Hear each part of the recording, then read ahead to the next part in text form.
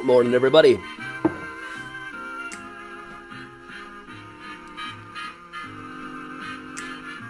Haven't shoveled out yet, so we're hanging out here. Oh, I gotta bring up the comments. That's what I forgot to do.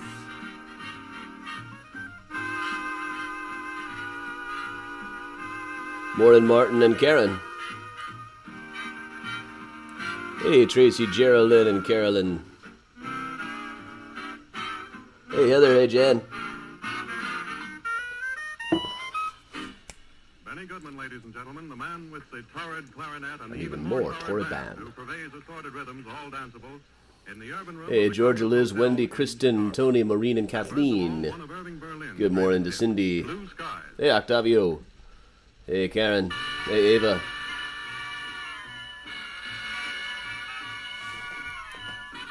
Hey, Jerry.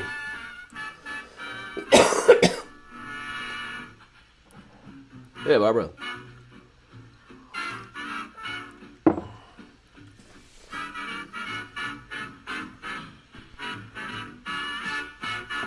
Sherry, I think we got about 6 inches. We didn't get much more. I just haven't shoveled my car out yet. So.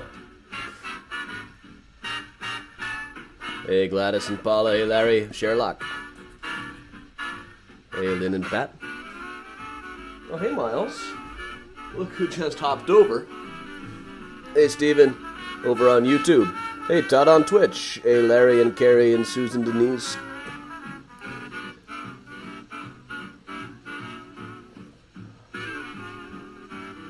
Dad, are you bragging that it's not snowing where you are? Like that's a brag.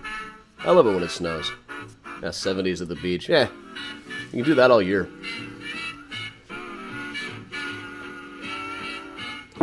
Your Aunt Lydia Abshire. I can see if I can find anything. That's usually more recent than I go, Nancy.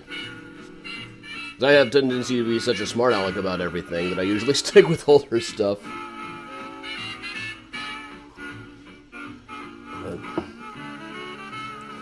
Hey, Mindy. Hey, Susan. Lori, congrats on your new arrival.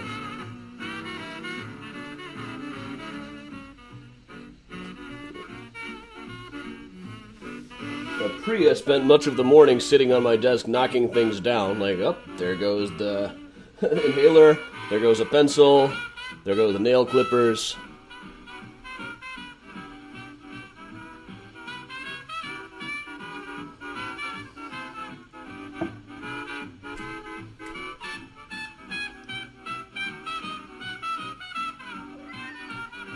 Hey, Miles.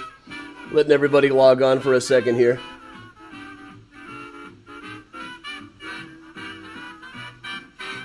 We'll get into a work-from-home mini tour today. Pretty common for me working from home. I think I could probably get the car out without too much trouble. I just haven't yet. But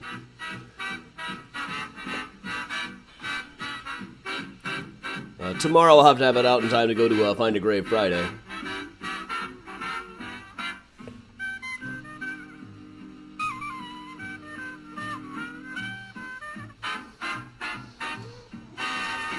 I'd say we probably got 6 to 8 inches total. It wasn't a huge hit. I think further south got it worse.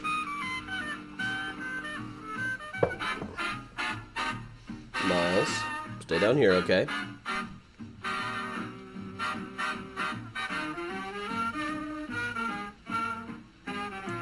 Morning, Lori, over on YouTube. Hey, Lenora.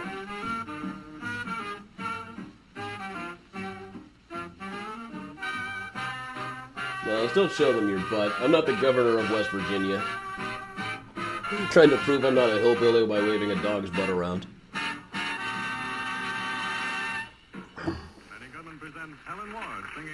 It looked like we were going to be still having some snow on the forecast, but it's not.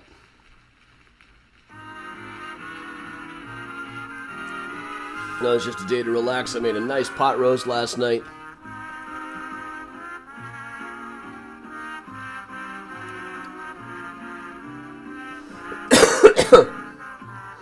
Lori, I'm not thawed out yet. I'm still in the... Oh, once I got inside, it was alright. Well, I was covered in snow when I got in from the sledding yesterday, so it took a while.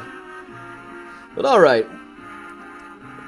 That's about 5 minutes. I think we got about enough people on here to go ahead and start with the morning virtual tour. So morning virtual tour, normally we're out in the field someplace. Today, however, I haven't shoveled my car out yet, so we're doing a virtual tour, mini tour from home. And I figured what's going on the Patreon today is I just posted some gems from the probate file associated with Minnie Wallace. This is Minnie at the age of 15 when she married John Mayor Walkup of Emporia, Kansas. Weeks later, he was dead of arsenic poisoning. She totally did it, but the evidence against her just wasn't strong enough. She was acquitted, and frankly, when you're 48 and marry a 15-year-old and then she kills you and takes your money, it's on you, dude. So she traveled around for a while after that, then eventually settled in Chicago and married a guy by the name of John B. Ketchum. He was known as a Toledo playboy for a long time, and we've actually gone to his grave in Toledo, you might remember.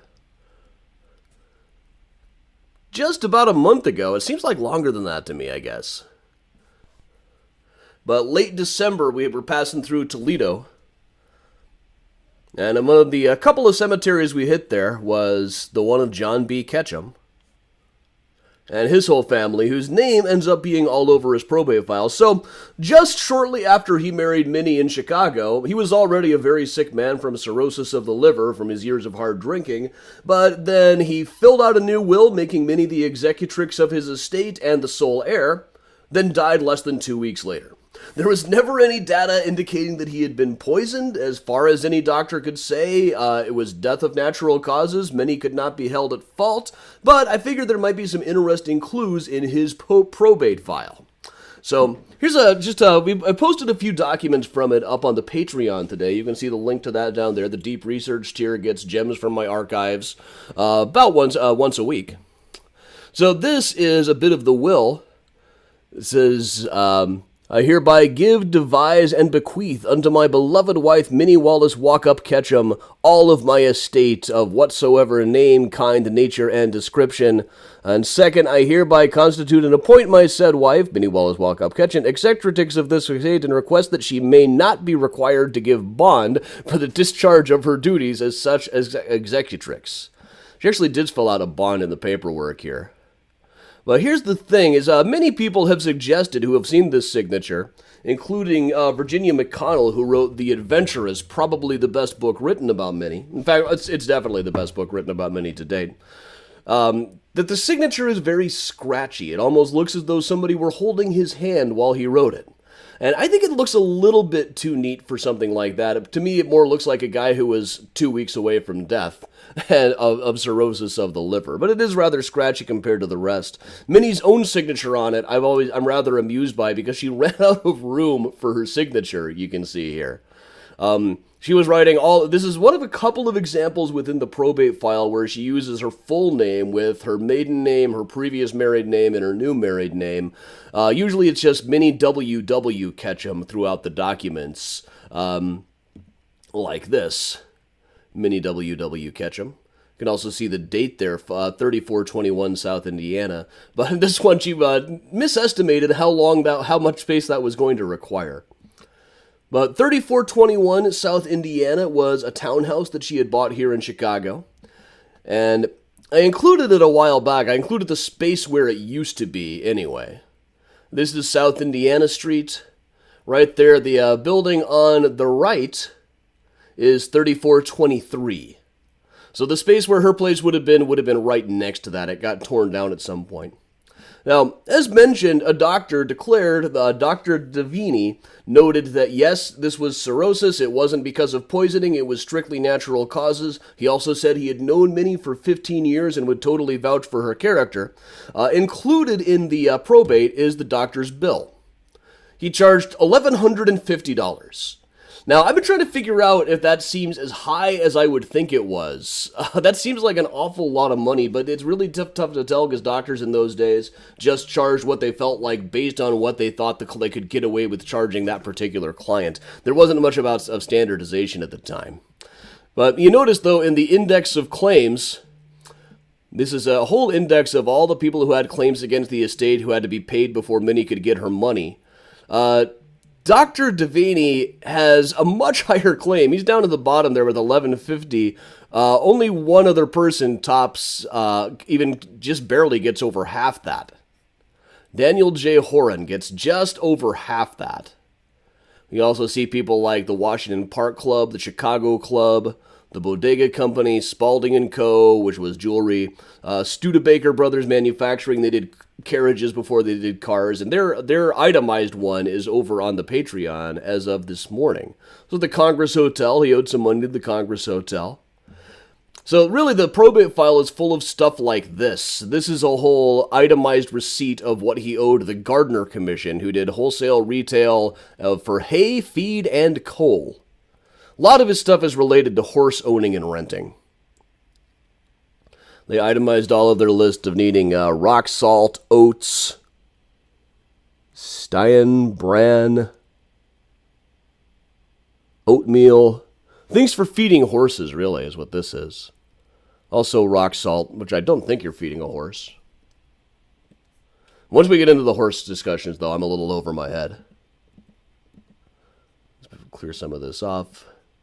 Here's one of my favorite things, is up in the Fisher building is a door that still says Teal Detective Service. I bet I still have that. Let me see.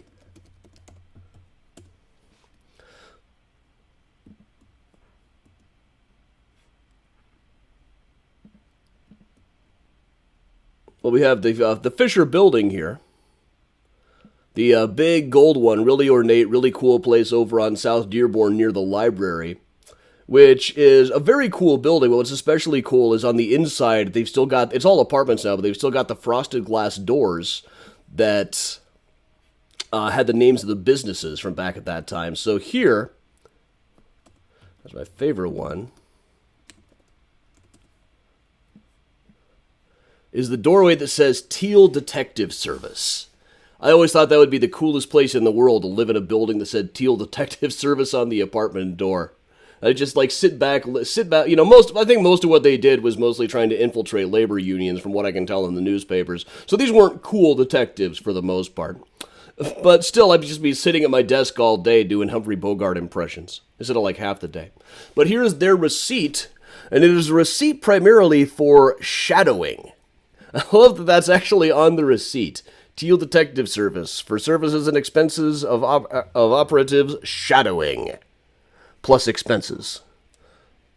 So, $12, $6 a day plus expenses they were charging. All right, you want them shadowed? That'll be $6 a day plus expenses. Now, on the note at the bottom here, this is really John himself was not the one hiring people. This was actually his ex-wife, Nettie Poe Ketchum, whose family tomb we saw at that same cemetery. They were cousins of Edgar Allan Poe. While he was in St. Louis, apparently Nettie was having him snooped on because she knew that he was committing adultery with diverse women, as it says in the divorce decree.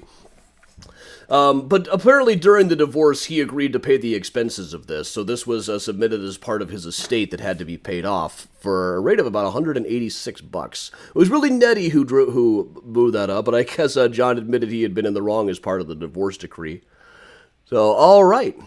That, then, is our morning mini-tour, going through some of the gems, and of course, they've all, some of those have been posted down in the Patreon, and more will be coming soon, of the second wife of Minnie Wallace Walkup Ketchum.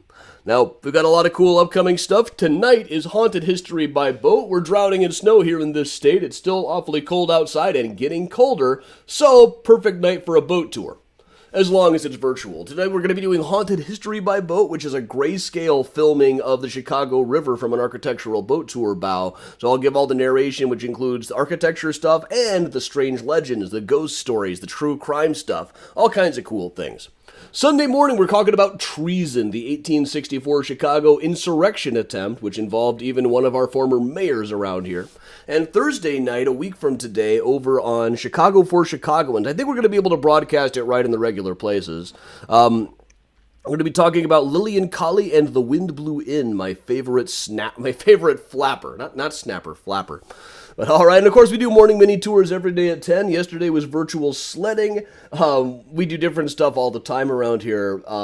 It might be an architectural thing. It might be a cool building. It might be a cool statue. It might be a weird old true crime story.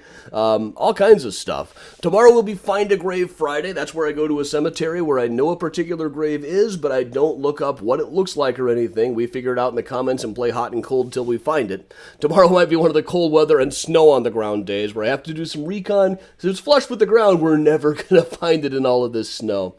But, all right, thanks a lot for joining me, everybody. I'm Adam Seltzer for Mysterious Chicago Tours. I will see you all tonight for Haunted History by Boat. And, of course, should you need Mysterious Chicago apparel, including your There's Only One Way to Hawk t-shirt, cafepress.com/Mysterious Chicago's got what you need. You can be just as cool as Luca here. So, all right, everybody, thanks for joining me. I'm Adam Seltzer for Mysterious Chicago Tours, and see you tonight. And until then, stay spooky, everybody.